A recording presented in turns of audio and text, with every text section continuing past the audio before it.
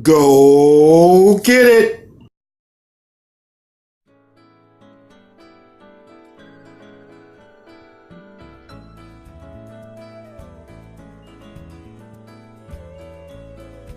Welcome to the Nigga Art Gallery. Let's go ahead and get right into it tonight. Now, a hard-working husband, he comes home, he eats dinner with his family, and afterwards, he wants to make passionate love to his wife. Now, his wife gives him the ultimatum that if you put the kids to sleep, then you can come back to me and I'll give you some booty. So the husband happily agreed to the verbal contract. Now look here, Cavassier, I'm gonna read you this one bedtime story, and then you gonna carry your ass on to bed, cause me and your mother need to have some special quiet time. Now, if you hear her screaming and hollering, I'm not hurting your mother now. I'm actually making her very, very happy, because we're gonna try to bring you in a little brother here. A strong brother. So what you know about babies, Cavassier? Huh? I'm not gonna tell you about that because I'm not gonna have a baby. Why not? Where do you think babies come from? Because I watched the movie and the girl had her baby and her baby got pushed out from here. No more TV for you. I'm putting you on the chain gang outside. Now listen, Cavassier. Once upon a time, there was a magical, enchanted compound. Somewhere in the shadows of Mount Hood, there lived a goddess Nubian queen by the name of Tasha Mitchell. All of the animals loved her, endeared and adored her. She even spoke to them. She also had a special touch with flowers. Visitors from time to time would plant their seeds in her garden, and she would sit back and watch them grow. But we'll talk more about Tasha later. Let's get back to the story.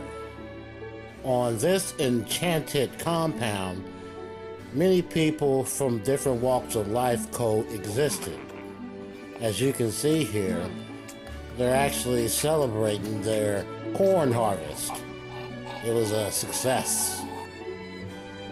There was never a dull moment at the compound. This is crackhead Jamie. He used to smoke about 3-8 balls a day, but once his son was born, he gave that lifestyle up. And he's been clean for many, many years. Undoubtedly, mothers have always played an essential role in the household.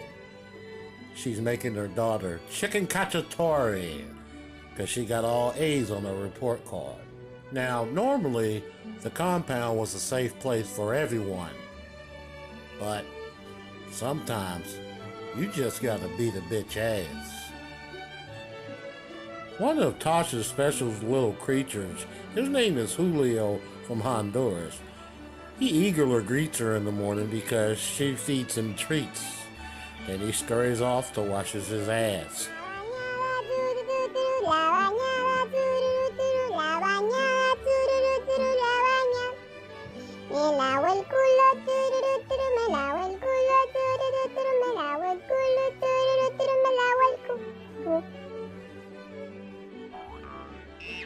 So do you know how hard it is to be a dad, Cavassier? Like a real man that takes care of his wife and a provider for his children? It's very hard to be dad, but sometimes, daughters think it's so easy to be a mom. It's so easy to be a mom. But then when they grow up, they're like, wow, this is actually really hard. You're absolutely right. It is hard. It's 100% sacrifice. Now, at the compound, kids were encouraged just to be kids, go outside, have fun, and play. Now, just because you're working in the garden, it doesn't mean that you're being punished. It just means that you're being taught responsibility. And that'll come in handy later on in life. This is one of Tasha's many friends, Diamond. They babysit each other's kids from time to time and lend each other a helping hand. They call him Little Gargy because he looks like a miniature Gargamel. Whenever there was sunshine, she would always run into Molly and Leroy. They would make her laugh and brighten her day. Hey, what's up, shawty? Damn, you look good, baby. Hey, you got a man? I'm flattered, but no thanks, I'm not interested. Why you acting like that? I said no. Fine, you ugly anyway, with your fake-ass Michael Kors butterfly wings. Miss Parker, Miss Parker. I could look back and see that I got consequences, but they weren't big enough to make me stop. So I continued using. I used for a long time. There was a point where I went to school. So I went to Indiana, and I basically couldn't find any meth, and it was a huge ass deal. And so I started drinking a lot. I started using inhalants. I literally was getting as fucked up as possible all the fucking time. And I'll be coming up on 6 years clean and sober in January 1st. And so yeah, it's been really good. It's been really awesome to learn that I can have fun and do all this stuff. Sometimes little boys have to put on their big boy pants and become a man and learn how to treat women with the proper respect they deserve. Good day, mate. My name's Jabril Longsnake. I got the biggest dick in Australia. That's disgusting. Why, Sue? I was looking at you from a yonder and I saw your tits jiggling. So you're telling me that you just look at me like I'm a piece of meat and I'm just somebody that you can talk about my tits? You don't even know who I am. Of course, why not? We got alligators. I have a big black snake alligator, and I'll stick it right up in you. If you want to go find a 2-cent whore over on the street somewhere, and you really want them to fucking, do whatever you want down in an alleyway where you catch chlamydia or something, then you can go do that. But for me, I have a life. Communication is the key, baby. Never forget what God made that mouth for first and foremost. Never be afraid to stand up for yourself, because a closed mouth will never get fed. And most of all, love yourself. Just a reminder, I love you very much. I love you too. When you smile, your face looks like a fat middle schooler. Shopping with your body type will never be easy.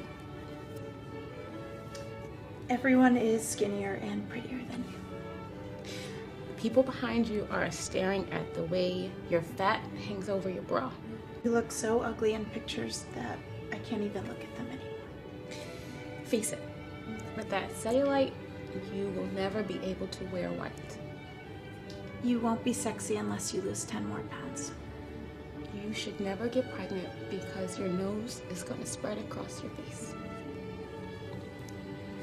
He would have never cheated if you were skinnier.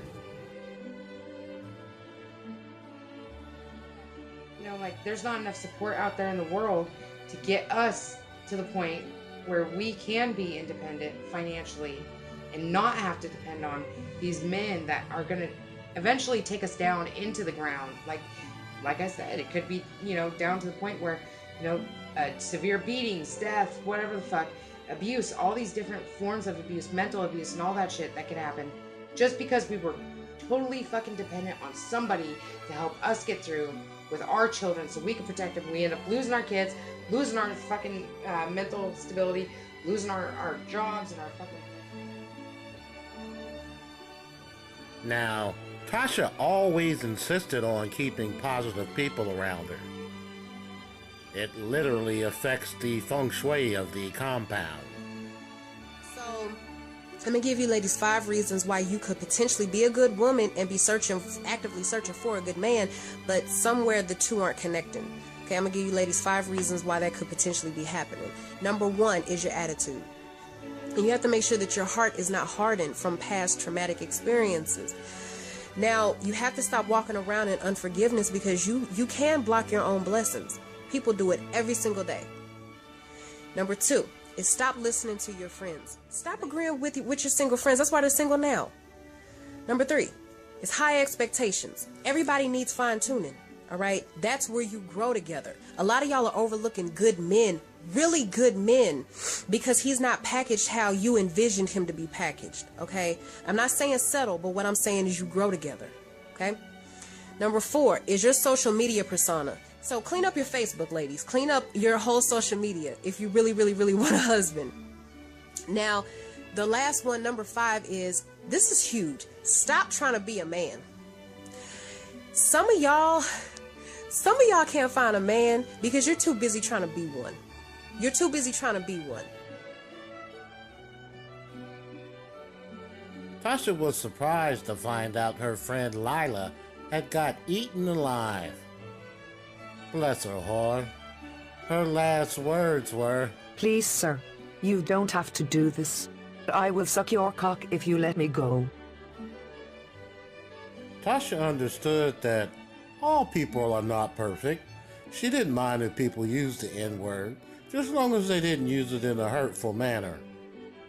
Yeah, I wish I had a decent man. That's probably the fucking truth right there, because if I wanted one, I'd probably have one. I haven't found a good, decent one to hold down. Can't hold a nigga down if you can't find a decent nigga to hold down. Sorry, I just had to say it. The abuse was bad. The black eyes, the broken arms, the broken teeth. Kicked out of the car, you say goodbye, you come back, pack a bag, and leave. That's what you get out of being beat up, is to leave and make a new life for yourself, like I did. Hey, yo, what's up, homie? What you doing here, man? This is my spot, man. You know I come here every day to sit here and look at Tasha now. You gotta get the fuck up on somewhere, cuz. This is my shit. It ain't nothing but a thing, homie. You wanna throw some hands? You wanna throw some hands, nigga? Shit. Oh, shit. All right, what's up then, nigga? Yeah, punk ass nigga. My great-great-grandfather first took a shit here in 1950. Now, let's get back to the main character, Tasha. She is a great mother, very loving, caring, supportive, understanding, and patient, and also very giving of her time. I guess that's why in the enchanted magical compound, she has made so many friends. And her special flower is the black rose. And of course, you know it has its own story to tell.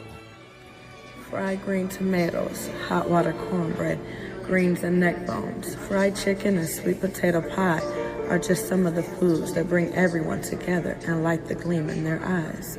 Iced tea sitting on the porch, being brewed by the sunlight, children playing while remaining in their parents' eyesight. Music crisp and clear, everyone having a good time, no one living in fear.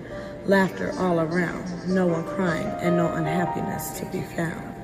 The sweet aroma of food drifting through the air, but somewhere in the distance a little girl is shedding lots of tears.